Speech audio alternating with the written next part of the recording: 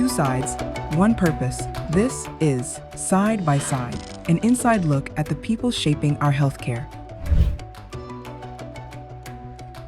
Dr. Wilson, good morning. I am so glad to be able to have this conversation with you, and you're not going to be formal. It's Kia, right? Yes, Girlfriend. yes. I just want to kind of start out just having a little bit of a conversation about how did you get into medicine? What drew you into the field, et cetera? You know, like for me, it was really about science. I loved the science of medicine and trying to figure things out. In fact, got in a lot of trouble as a kid because I was using my mom's silverware to dissect insects, you know, that kind of nerdy stuff.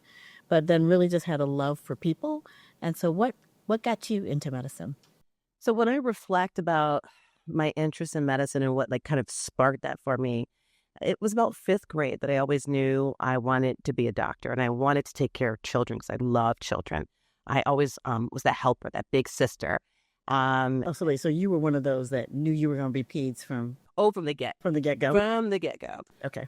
So yeah, I knew I wanted to be a pediatrician. I was always the one that was the neighborhood babysitter, the big sister, the big cousin, always taking care of people when they had boo-boos or got hurt. That was me. So from the very, very beginning, fifth grade, and my parents, I remember sharing that with my parents, like, I want to be a doctor. And they said, LeKeyah, you can be whatever you want to be, but please understand that you need to work hard. And so I focused really, really hard in school, loving the math and the sciences, trying to get those really good grades because I knew one day I would be a pediatrician. Well, likewise. So, you know, for me, it was sixth or seventh grade, a little bit later, late bloomer, taking biology and just fell in love with the brain and how it worked and how it, really helped the body to function, and thought, wow, you know, this would really be cool. So I thought I wanted to be a neurosurgeon, and very quickly found out that, no, I did not want to do that. Tell me about your early practice experience. So actually, like reflecting back on my training, and I remember when I first met you.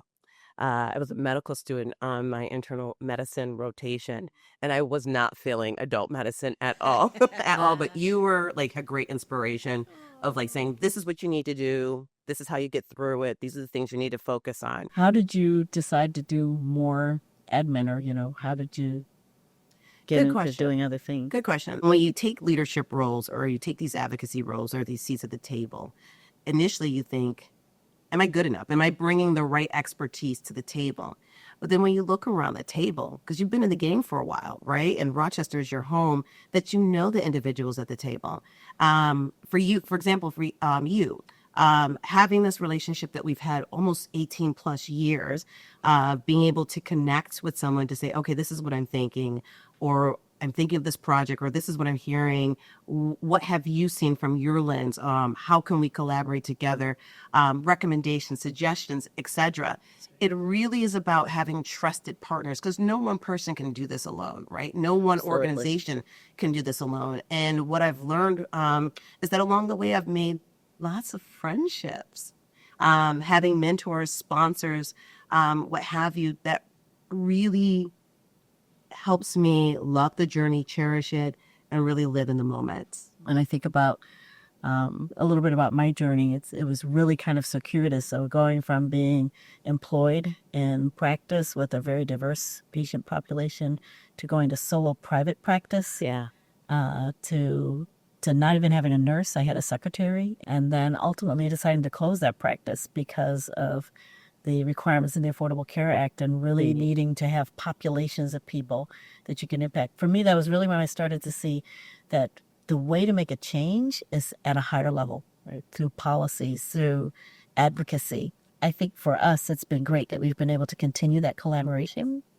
and those conversations and find ways to continue to build and support the community in ways that we might not have been able to do with just being in practice. It's been a great partnership, and I think those types of relationships are important for payers and providers to cultivate, to look for those organic relationships that already exist. We start from an area of commonality, right? Correct.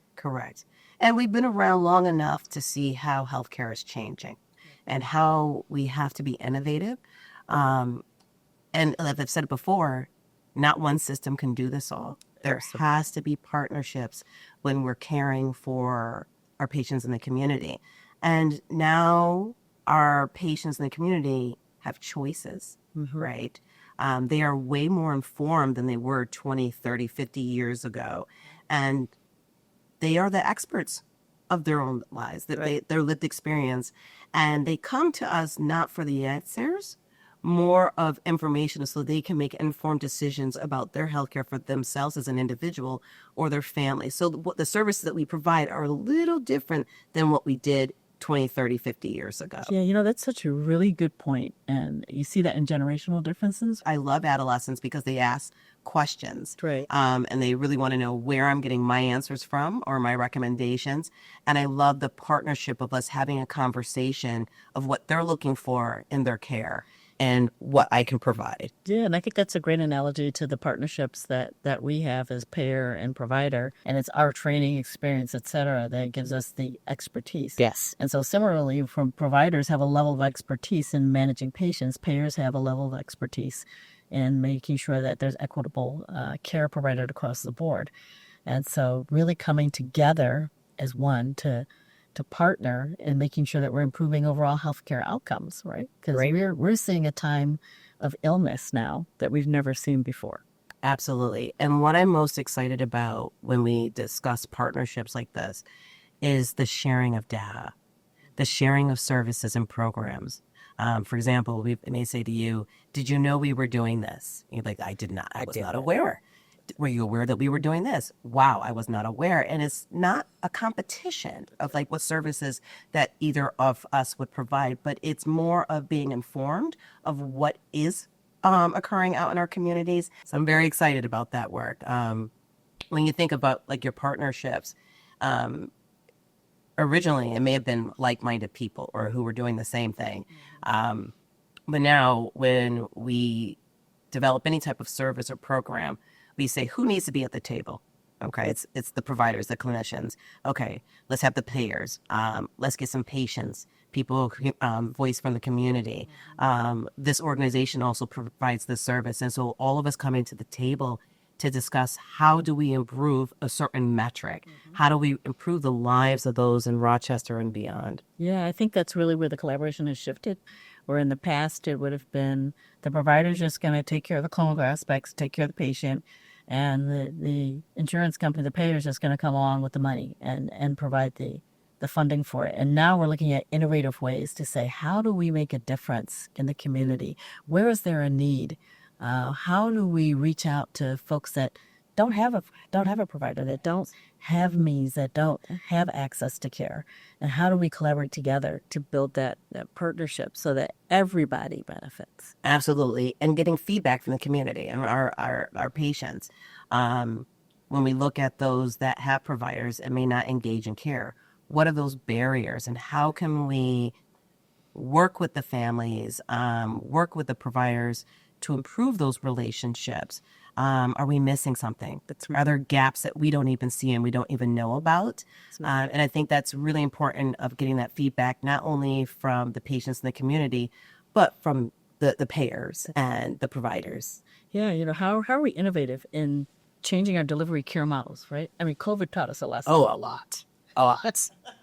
Where we thought that it would be impossible to deliver remote care, now all of a sudden that's become almost standard of care. Absolutely. Right? And we have to be careful to make sure that we're not losing something in that face-to-face interaction. But it really forced us into thinking differently and acting differently and approaching care in a different way.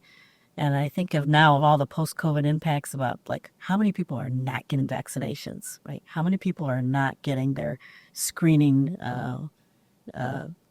care, and how do we close those gaps, and how do we work, together?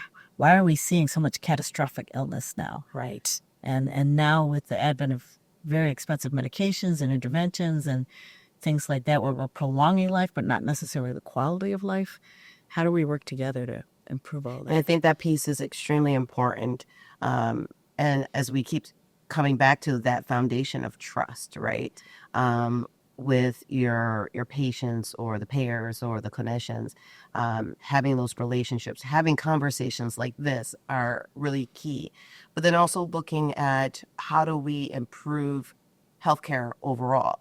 the services and the products that we deliver, but then also taking care of those who provide the care. So looking at physician and clinician burnout, how can we help providers be more efficient where they're not doing so much busybody work, but we all want not only a better quality of life for our patients, but a better quality of life for our clinicians as well. Having conversations like this with you are always inspiring and motivating of ways that we can work together. And when I think of you, you're few steps ahead of me in my career, and to kind of see where you've gone over the years and how you use your skills, your expertise, your experience to really focus on the community, advocate, change policy, make a difference for the greater good. So I think with us joining forces, a lot more partnerships, a lot more of collaboration, a lot more of sharing data, working together, aligning our strategic plans, our missions, and our visions, that we are able to come together in a collective way to care for the community in a much better, more robust way. Absolutely, 1000%. Couldn't have said it better. Well, thank you for sitting and chatting with me for a while.